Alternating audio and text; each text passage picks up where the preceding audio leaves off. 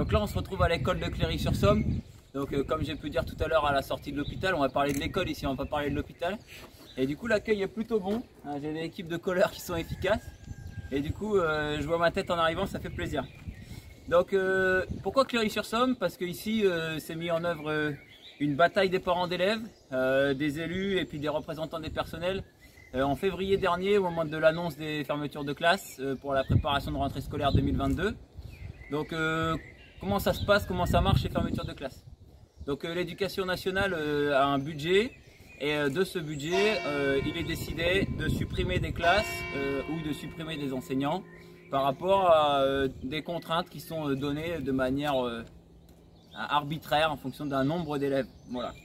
Donc ici en fait ça symbolise ce qui s'est passé pendant 5 ans sous Macron, c'est-à-dire qu'on a l'impression que à moyen constant, voire en suppression, puisqu'il y a 8000 postes d'enseignants de moins sur l'ensemble du quinquennat, qu'il a fallu mettre en œuvre les dédoublements des classes de grande section, CP, CE1 de l'éducation prioritaire, mais ça a été défavorable à tout un tas d'autres secteurs. Les classes notamment se sont chargées davantage en CM1, CM2.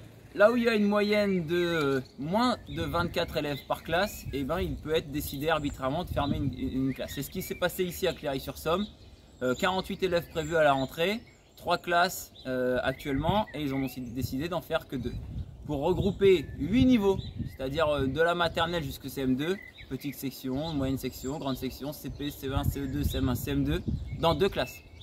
Pour que ça puisse coller sur 24 élèves par classe, ils avaient décidé de faire les petites et moyennes sections, donc les enfants de 3 et 4 ans, avec les CM1, CM2, donc de 9 à 11 ans. Voilà, et des enfants qui avaient vraiment des intérêts tout à fait divergents. Et du coup, les parents d'élèves se sont organisés.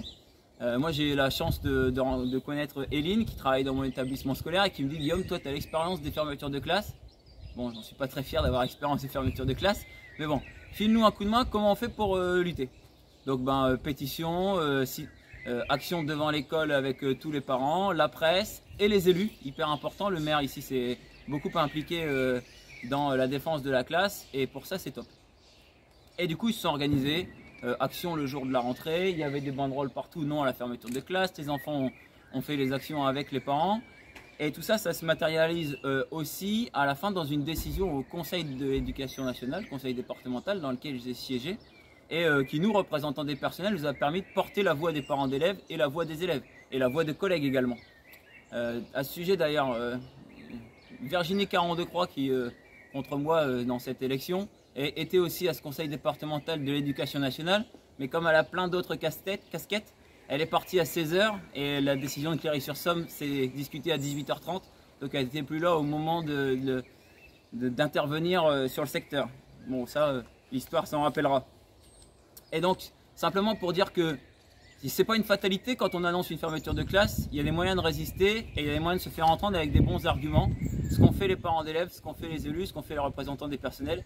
Et ici, donc, il y a eu une petite fête qui a été organisée par les parents d'élèves pour symboliser le fait que la classe ne ferme pas à la rentrée. Donc la prochaine rentrée, il y aura toujours 3 classes ici.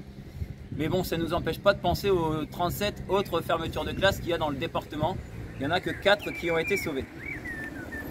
À l'école, il y a un autre problème actuellement, c'est la crise du recrutement. Alors il y a de moins en moins de candidats pour devenir prof et on le comprend. Donc quelques chiffres là dans la Picardie. Il y avait 1300 inscrits au concours de professeurs des écoles. Il n'y en a que 500 qui sont venus passer le concours. Et il y en a 320 qui sont admissibles, c'est-à-dire qu'ils vont aller passer l'épreuve d'oral pour 270 postes. C'est-à-dire que quasiment tous les admissibles ont la possibilité d'être admis.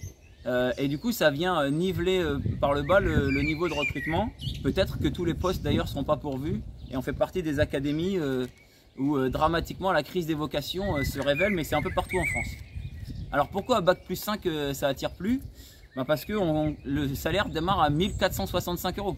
Voilà, donc moi j'ai repris mes fiches de paye parce que je suis prof depuis 2005 et donc j'ai regardé en 2005 ma première fiche de paye, 1330,95 €.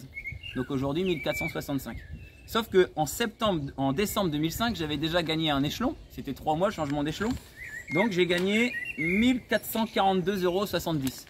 Ce qui fait qu'entre 2005 et aujourd'hui 2022, il y a 23 € d'écart en 17 ans entre quelqu'un qui démarre en début de carrière, aujourd'hui un poste d'enseignant, et quelqu'un qui le démarrait il y a 17 ans. Donc la fable de la revalorisation des débuts de carrière de Blanquer ne passe pas. Ça fait 5 ans qu'il tape sur le dos des profs à la radio matin, midi et soir, et à la télé. Et ça donne pas du tout envie aux jeunes de s'engager dans le métier. Donc qu'est-ce qu'on peut faire? Dans le même principe qu'à l'hôpital. C'est-à-dire que pour fidéliser les jeunes et mieux les former, on peut envisager un pré-recrutement après le bac, et du coup une formation qui soit beaucoup plus ancrée sur les pratiques pédagogiques dans les établissements, plutôt que de faire des études universitaires pendant 5 ans et de découvrir les élèves au bout de 5 ans. On passe un concours qui est extrêmement compliqué, on l'a pas forcément du premier coup, même c'est très rare, mais deuxième ou troisième, ce qui fait qu'on se retrouve à 23-24 ans, on obtient un poste de stagiaire et on découvre les élèves à ce moment-là. Et peut-être que le métier ne nous plaît pas et qu'en tant qu'élève, on se rendait compte de quelque chose, mais en tant qu'enseignant, c'est différent. Et du coup, on a aussi une crise de démission. Il y a 3 fois plus de démissions aujourd'hui qu'en 2017, et ça, c'est dramatique. Mais il faut aussi diminuer le nombre d'élèves par classe, parce qu'aujourd'hui, c'est des meilleures conditions d'apprentissage qu'il faut pour les élèves, et c'est ça aussi qui fidélise les enseignants quand ils savent qu'ils vont pouvoir enseigner dans de bonnes conditions.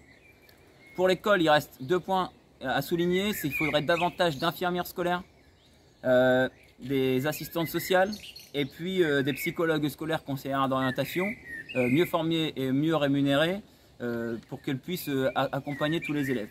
Et le dernier point, c'est améliorer les conditions de travail et les conditions salariales des accompagnantes d'élèves en situation de handicap.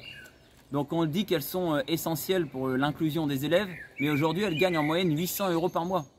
Voilà, c'est complètement dramatique, c'est-à-dire qu'elles travaillent du lundi 8 h au vendredi 17 h sur le temps scolaire qui est de 24 h ou 26 h, et du coup elles ont un temps partiel et du coup un salaire partiel qui les amène à 800 €. Et ça, elles passent d'un élève à l'autre, elles passent d'une classe à l'autre, elles passent même d'une école à l'autre, et donc c'est vraiment leurs conditions de travail qu'il faut revoir et leurs conditions de rémunération. C'est le seul moyen qu'on puisse avoir une inclusion scolaire de bonne qualité. Une meilleure rémunération à temps plein et une meilleure reconnaissance de leur métier. Donc voilà pour la partie école. On va reprendre la route en direction de Capi cette fois-ci, et puis on va du coup là s'engager sur le chemin de halage le long de la Somme, qui commence à Péronne et qui s'arrête à Saint-Valery, parce que la partie Péronne-Ham pourrait être aménagée, elle ne l'est toujours pas. Et puis un petit message au département là, s'il pouvait accélérer la mise en œuvre du tronçon Auffoy-Saint-Simon qui relie l'Aisne, puisque la Somme vient de l'Aisne, fond Somme à côté de Saint-Quentin, c'est le fond de la Somme, c'est la source. Et du coup, aujourd'hui, on peut faire Saint-Valery-Péronne tranquillement sur le chemin de halage, mais ça s'arrête là, on a besoin d'un aménagement qui va plus loin. A tout de suite à Capi. C'est long. C'est long.